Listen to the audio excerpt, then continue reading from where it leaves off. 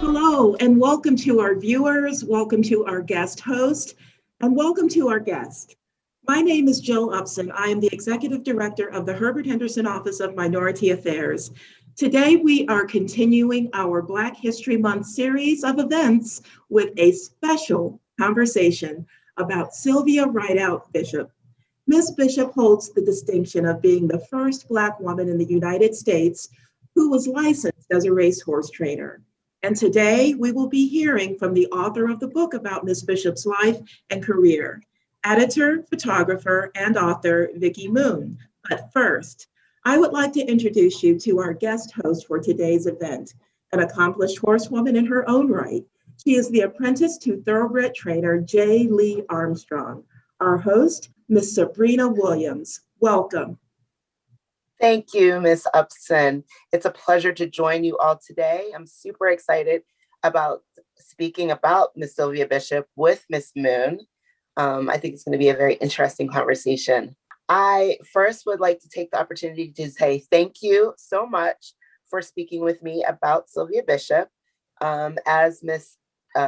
Upson said, she was the first Black woman to be licensed in the United States as a trainer. Which is something that we, in the horse world, when you are training thoroughbreds, trainer is ultimately where you want to be. So I appreciate your dedication in taking the time to seek out more information about her. But my first question for you, Ms. Moon, would be, why did you select Sylvia Bishop? What first initially interested you about Ms. Bishop?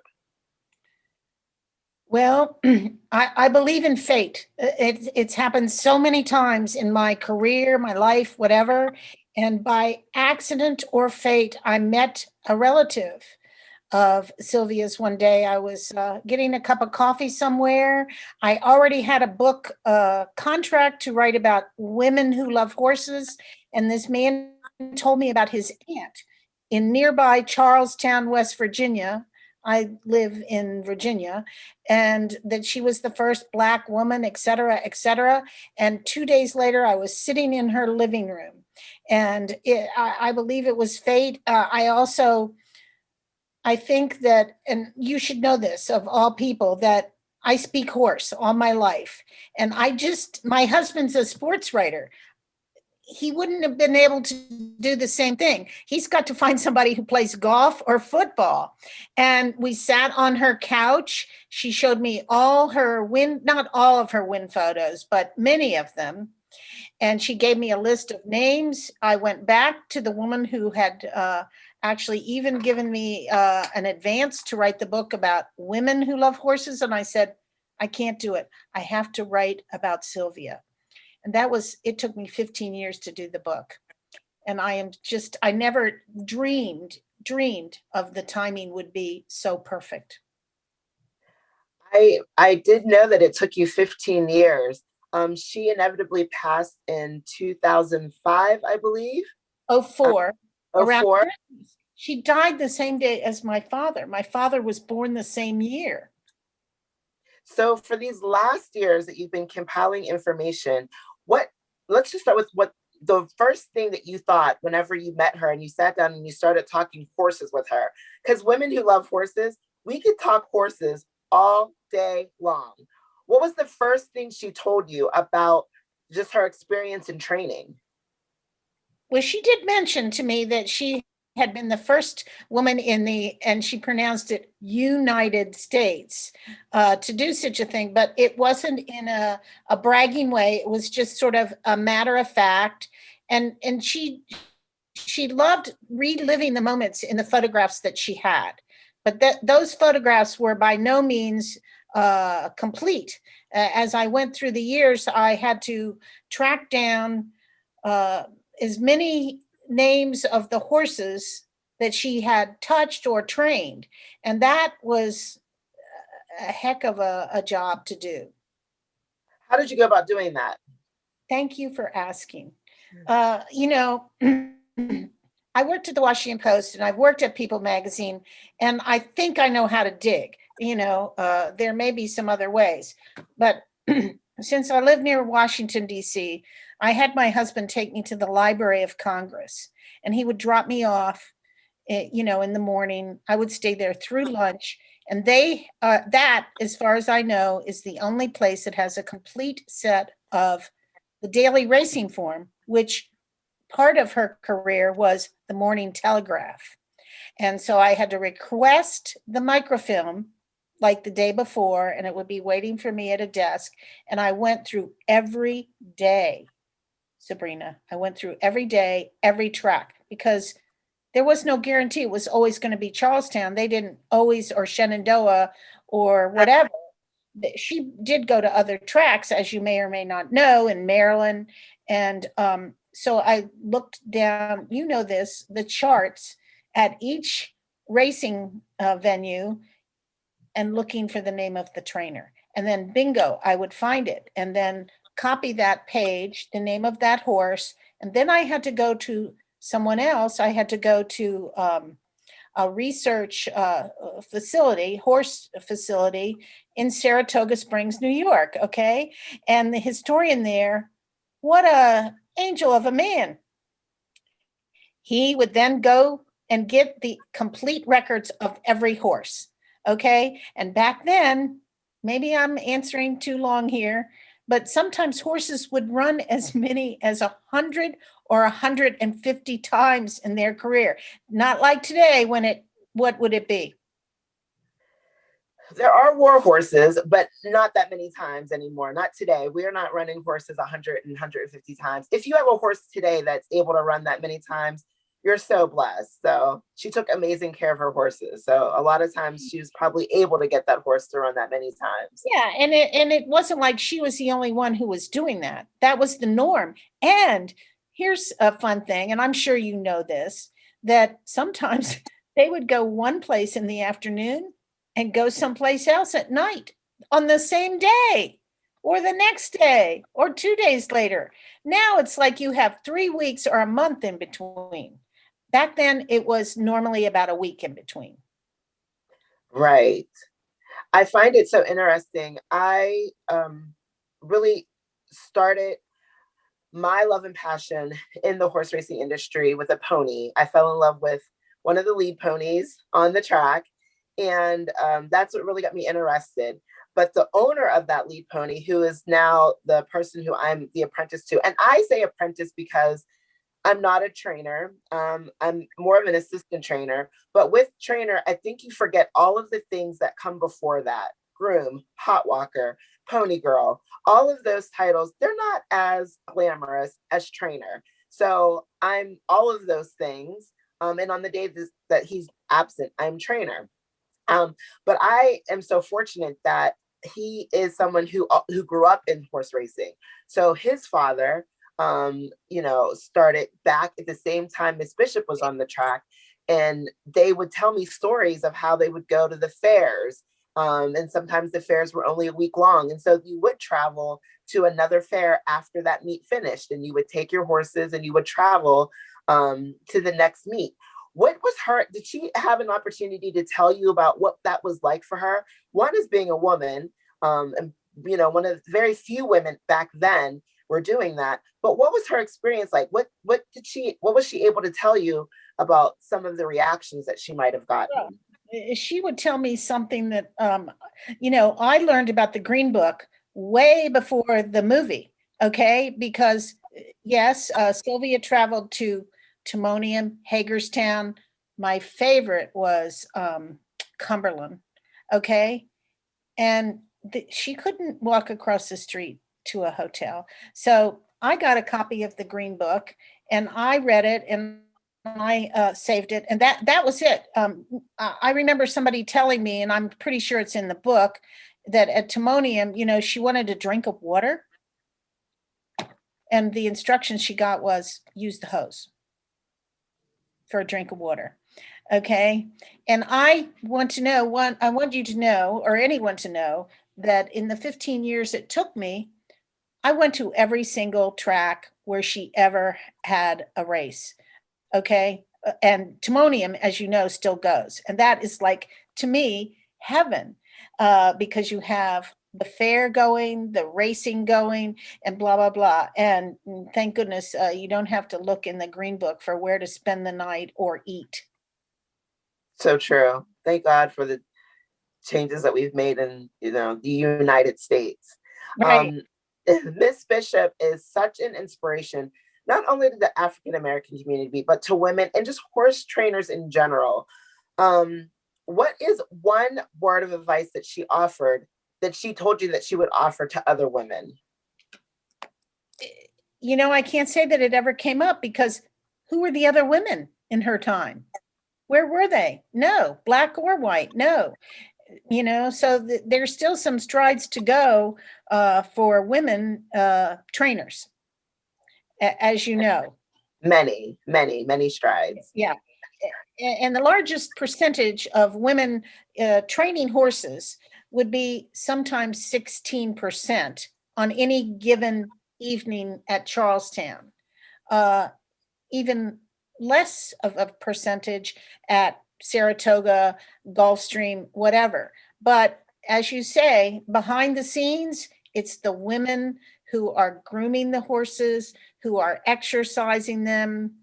And in that particular case, I will stand up and say, I firmly believe it's because women have more compassion towards horses. I honestly, I must agree with you. I don't want to bash the men because I have a terrific man who's teaching me, but I do feel that I think he appreciates my patience, my tenderness, and just the love that I give them. I don't believe that men, oftentimes, I think they're, just men are just harder. They're more rugged. And in the horse riding, horse training, horse world, there's a lot of rugged men. I think the women in this sport really, really provide something so special for the horses. We're the ones who give them the nicknames. We're the ones who give them treats. I understand that Miss Bishop's husband may have taken some of the recognition for some of the wins that she had. What can you tell me about that? Yeah, absolutely. And I had more than one person tell me that her first husband, she was married twice, was scared to death of horses. And so the only way to make it happen was she would do all the work behind the scenes. Day to day, she could go to the barn. She would prescribe what they were going to eat, what was their exercise going to be, and then, find the races. And he would put his name on the slip to enter them as trainer. But when it came time, and you'll see photographs of it in my book, that she'll be standing there and he will be standing there. Why was she standing there if she knew that horse inside and out?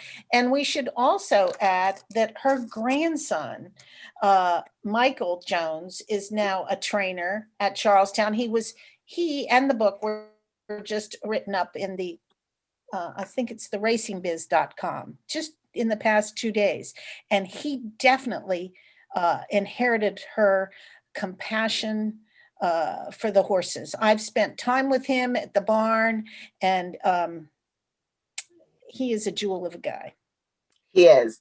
Speaking of her grandson, about a month ago, maybe even a little bit longer, I was on the backside and my horse was galloping off the track.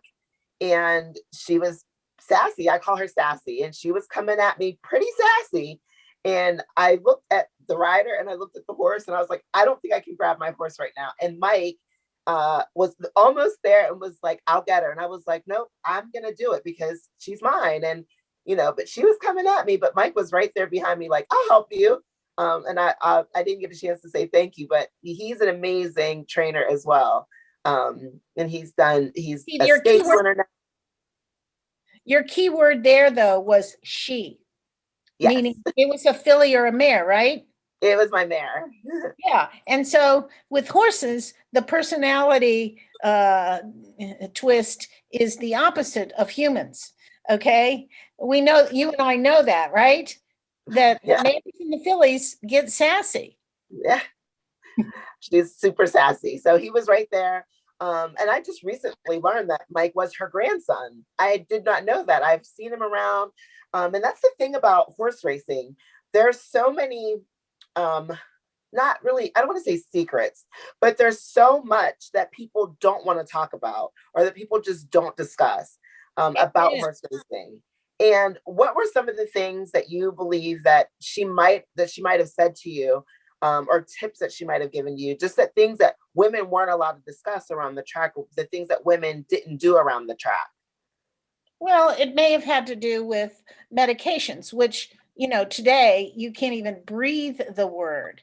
And back then, all kinds of, she gave me her notes. She gave me her formulas that she would use, maybe, as a poultice on their legs, or, as a bottle of beer in their feed, which encourages them to eat.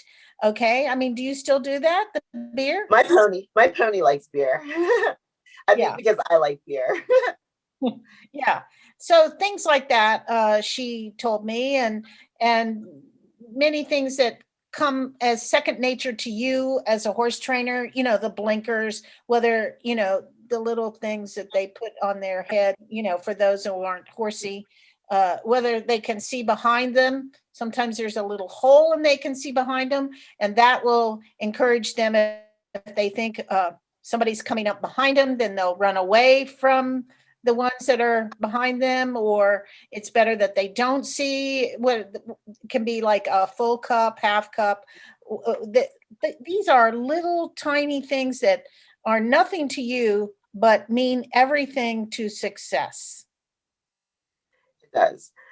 When it comes to training, there is a test that you do have to take. And I know that it took her quite a while to take the test. What did she tell you about the encouragement that she got to actually take the test to be titled trainer, or the obstacles that she had to overcome to get that title? Like I said, I haven't taken the test yet, but I'm going to.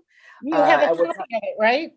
I do, and I've and the appropriate people know that I'm there, and the appropriate people are watching, and the appropriate people are waiting for me, I'm sure, to take the test and to tell me, maybe no the first time.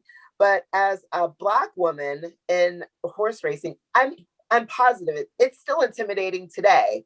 That test, just actually introducing yourself to say, I want to take the next step, the final step, and become a trainer.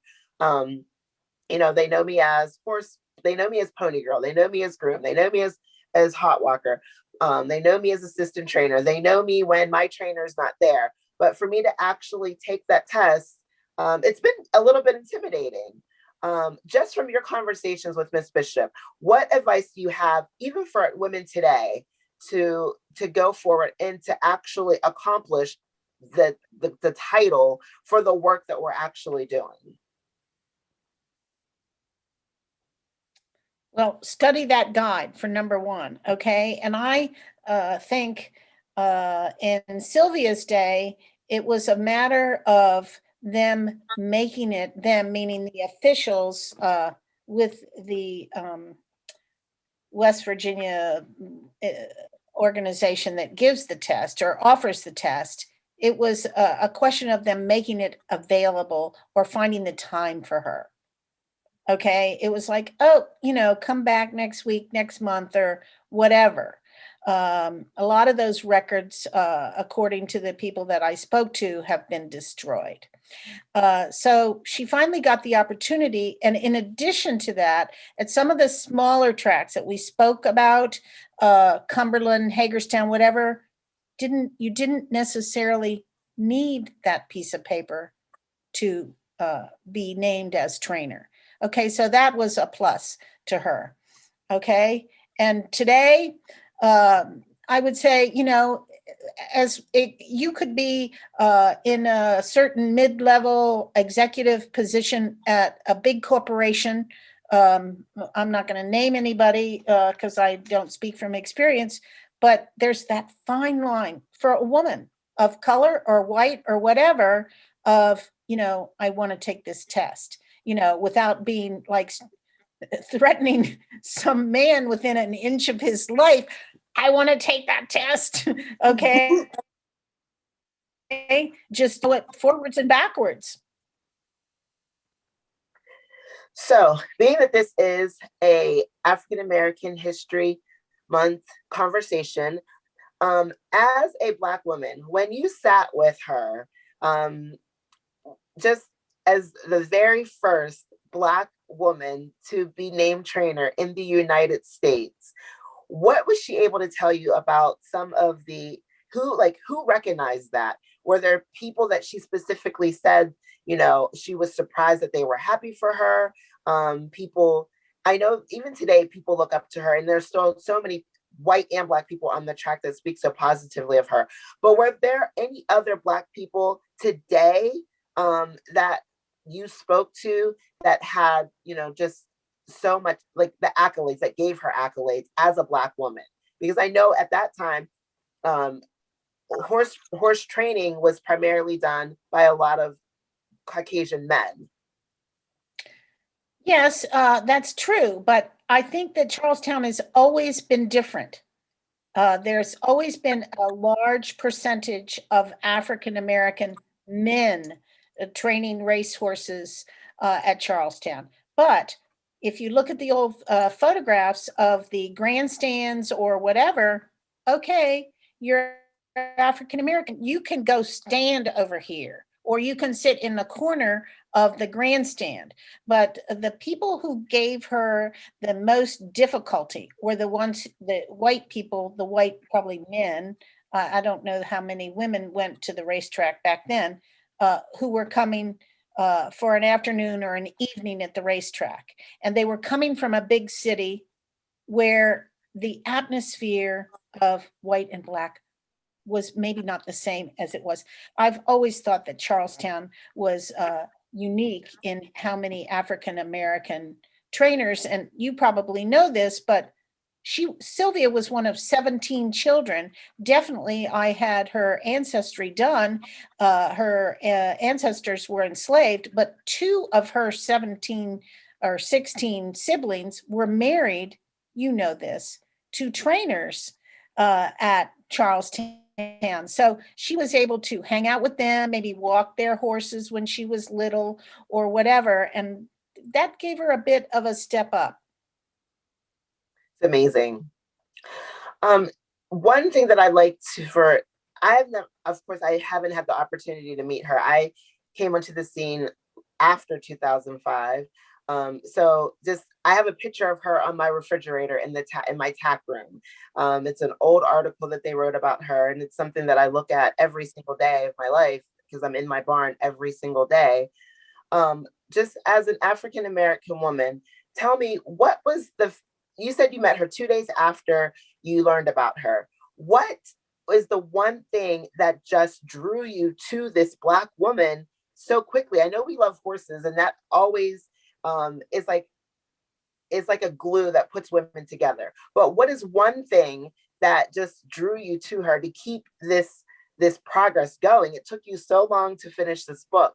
As a Black woman, what was one little thing, one little character about her that just drew you to her? If you can name just one. She never said one bad thing about anybody. Okay, nothing. She had every opportunity with me. I have our meetings together on tape. Nothing. Never maligned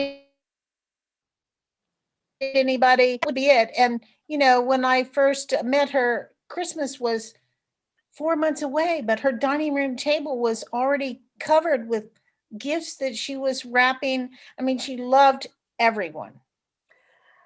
That is definitely a characteristic that I try to take with me every day. There's so much negative that we could say about each other every day, but it's really exhausting to look at the negative, and it's so much more relieving to just look at the positive.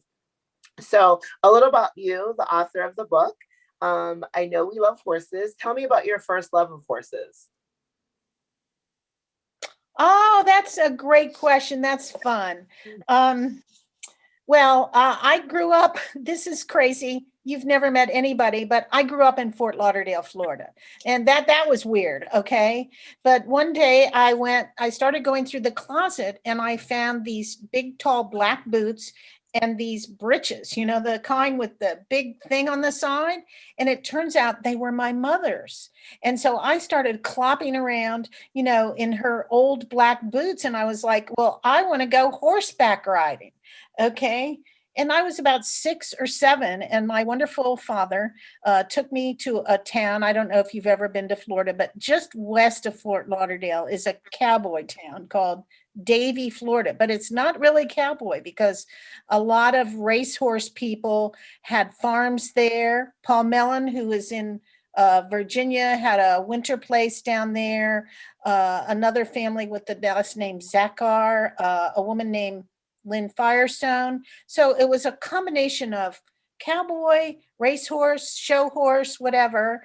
And my mother loved horses and her father loved horses. I have pictures of both of them on horses. So then my mother got into the horse business somehow with hunters and jumpers and racehorses. And so she had racehorses that would run at Gulfstream in Hialeah, and she let me skip school if one of them was in that day.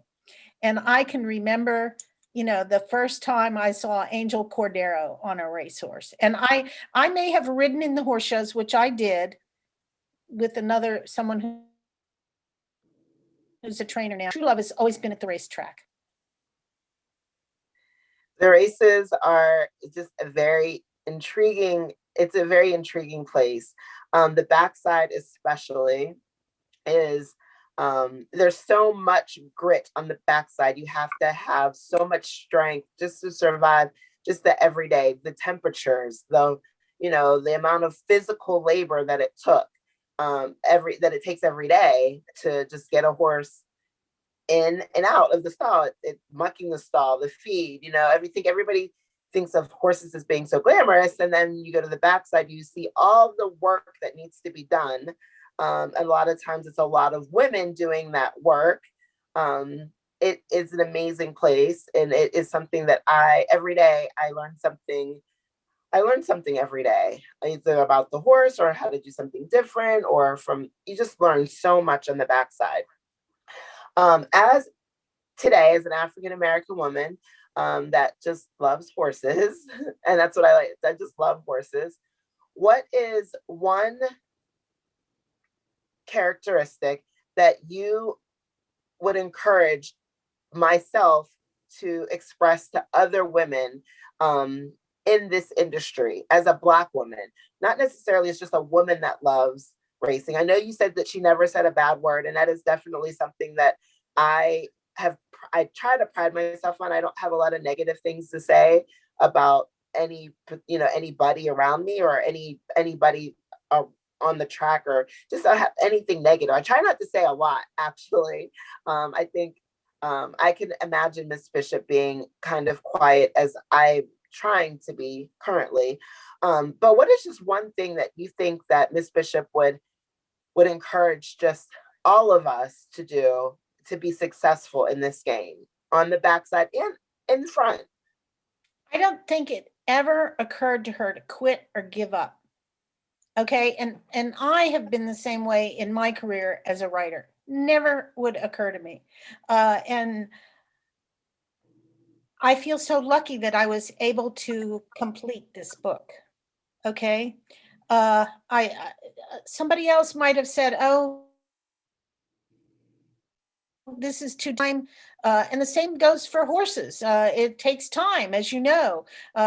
You might bring a horse to a certain point and it doesn't work out, but provided they are healthy and sound, you find another avenue. Maybe they don't want to run, a mile. Maybe they only want to go 6 furlongs, or maybe they don't like that hay or something like that. And she would find a way to make it happen. How do you think she went about just finding that out with the obstacles that were in front of her as a Black woman? How do you think that she kept her head up every day? I know that it comes from that grit that it just takes being in the industry, but what do you really think, like from your conversations with her, just what was enough motivation to keep going? Well, she did have one client, Tyson Gilpin Sr., who is to this day, he owned horse owners in the country. I mean, I can say his name to anyone. And he was the president of Fasig-Tipton. I'm not sure if you knew that or if you've read that chapter. And he could, pass along to her, well, why don't you try this or what? I think she was always open to that. And I think he alone provided her many nice avenues and nice horses to run. And then in turn, his friends, such as, Nelson Bunker Hunt, Ed Stevenson, well-known names away from the horse business. Okay. And it was her demeanor. She was nice. Do you see the photographs of how she dressed for the races? I mean, she looked like somebody from a television series back then, with her really nice shirtwaist dresses that she would dress in the tack room before she went to the paddock. I've had other people mention that to me, how important that was. Listen, dress for success is across the board. I was one of the few women in the sports department of the Washington Post, and I purposely would wear like a suit or something. I was answering the phone then. I was dressing for the job I wanted. So dress for the job you want and act in the same way. I agree. Ms. Moon, across the research that you did, I know that there are people today that I know that you've become friends with around the track. What was some advice that you've gotten from some people that you met outside of your family, like some other current trainers that you might have spoken to that might have been there with her back in the 60s and 50s and 70s as she was training horses? Who were some of those people? Are there still some names of some of maybe the African-American trainers or assistants that you might have spoken to? What were some of the things they told you about her? Well, the one that I really fell in love with, and he's still around, his name is Skeets Holland, a man, and his lady friend, girlfriend, wife, Carolyn Tapscott. Okay. I'm sure you know them both, but they were very, very helpful. And I thank them very much. It couldn't be anybody nicer and more honest. I didn't always get the right answers from everybody that I talked to. Okay. And so then I had to, back up and confirm them, and it wouldn't pass muster. What was her family's reaction? Like you said, you met Mike on the backside. Was her family super supportive of the book and maybe some of the things that, like I said, a lot of people don't like to talk about racing or the things that they know on the backside. Was her family super supportive of the book and her grandson? Her grandson, Michael, was the savior. He was great. And if you've seen the book, the photograph that I have of him, and I went back there at least 3 or 4 times to his stable there at the track. And I would show him the old pictures and I would say, who is this? Who is this? And, he would take the time away from his work when he was finished, with his task for the morning and answer my questions. And sometimes my questions could be minute. It could be just like one person or a photo or one little thing about the bridle or the blinkers or something like that. He was never too bothered. Okay. And he was definitely, of all the family, and of course, Sylvia's sister, Lucille, who, in the course of finishing the book, Lucille died, but she is the one who gave me the photograph for the cover of Sylvia on a little pony. And I don't know if you know this, but recently, in the past 3 or 4 days, somebody else sent me a photograph of their father on the same pony. And so that was a phenomenon. And I have thought like a little book about that was a business back then. This is like in the late 20s, that a man would have like one pony and bring it around the neighborhood and the kids would sit on the pony and he would take a picture for 25 cents, and then you could have the photograph. And so Sylvia's sister had the photo from 100 years ago. That photo, I mean, my gosh. And when you mention about, how you fall in love with horses or whatever, it was that pony that did the trick with Sylvia. I think that is one thing that I do have in common with her. I cannot touch her skill at all. I would never compare myself to Sylvia Bishop at all, ever. But the one thing that I do believe that I have is just a deep love for the horses. I love them beyond. Sometimes when they don't want to be a racehorse, I still love them. And, it takes a lot to say, okay, you don't want to be a racehorse. I'm going to let you go do something else. What was Sylvia's, I'm sure you talked to her about how she selected or how she chose maybe a horse. Like you were telling, like there are some things that horses don't like. Maybe you need to change the blinker. Maybe you need to change their feet. When she decided, okay, if you ever talk to her about this, there's just horses that don't want to be race horses. How difficult was it for her to say, okay, we have to stop with this horse. It's not going to work out. Well, back in during Sylvia's career, it wasn't quite the same dilemma as it is today. Okay. I mean, my current love of my life is a bay mare off the track. Okay, who has a heart of gold. That's why I mentioned when you said that about the mare. I've never ridden anything but probably former racehorses, even in the horse show. Okay, but that doesn't go true anymore because the horse show people don't want them. Okay, and so now you have to decide, what are you going to do with these horses? In Sylvia's day, it was easy.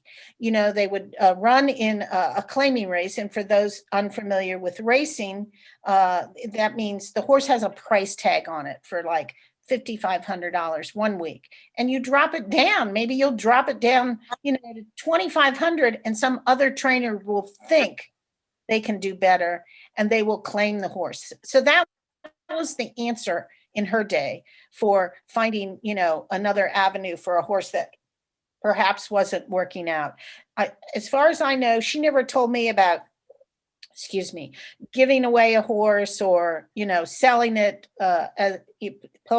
Mares, especially, are popular as polo ponies, or even, for somebody to ride in the unrecognized horse shows. I know you said your mother was involved with horse racing, but how much did you? Oh, I know you said your mother was involved with horse racing, but how much did you learn from Sylvia? You were already familiar with horse racing, but how much did you learn from Sylvia after the fact with speaking with her just about horse racing? Yeah, it's studying those race charts. Okay, those race charts. If I were to put them, in a file, the ones that I have now, I can't tell you how far they would stretch. Okay. And in the 15 years, I would take them back and forth from Virginia to Florida every winter. I would have to work on them. And so you could sort of see the course, the avenue that she would take with some of these horses. And with the one particular horse that was so successful, Bright Gem, owned by Tyson Gilpin, she won the biggest race of her life. She, back then it was called a stakes. And up until that point, we should discuss the jockeys here.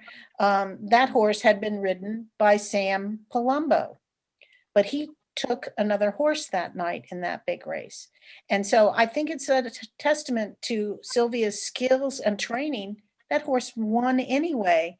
And Sam Palumbo got second. And here's something that really burned me. When I went to look that up, I did all the research also of all the Spirit of Jefferson newspapers, in addition to the Racing Form. And those are all on microfilm at Shepherd University. So I spent days there going through the thing. And the day or the week after Sylvia won the big race, the photo in the newspaper was of Sam Palumbo on the horse that got second, and no mention of Sylvia.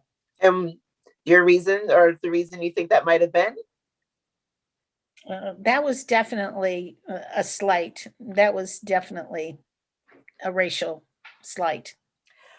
What did you learn about racism in talking to her? That's definitely one thing that you might not have known before, but what are some things that you might have learned about racism with speaking with her and the things that you heard? It was those episodes of, go drink out of the hose and, at the track itself divided, and pretty much everything in the South was divided. Okay, I was in Fort Lauderdale that was very thick with that of blacks go to this bathroom and blah blah blah.